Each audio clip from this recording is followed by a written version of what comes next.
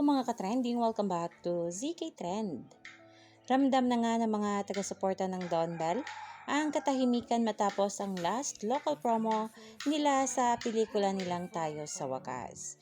Ngunit ganun pa man ay super thankful pa rin ang mga fans dahil kahit sa huling project ng Don Bell together ay wala pa rin nagbago sa pakikitungo ng dalawa sa isa't isa. Ang napansin lang ng mga fans ay mas sweet at clingy ang Don Bell sa isa't isa ngayon. At pinag-uusapan pa nga ang isang video na kung saan nga nag-I love you umano si Donnie kay Belle sa gitna ng kanilang performance noong mall shows nila.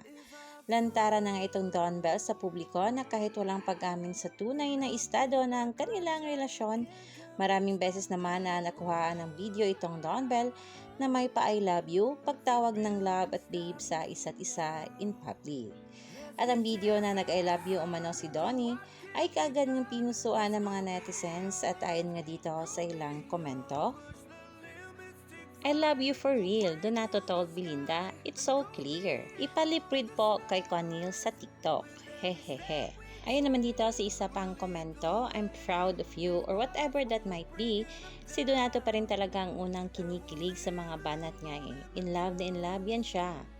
Donnie said something to Belle the reason why she looked at him and then suddenly they both smiled. Ang tanong, ano yung sinasabi ni Donnie kay Belle?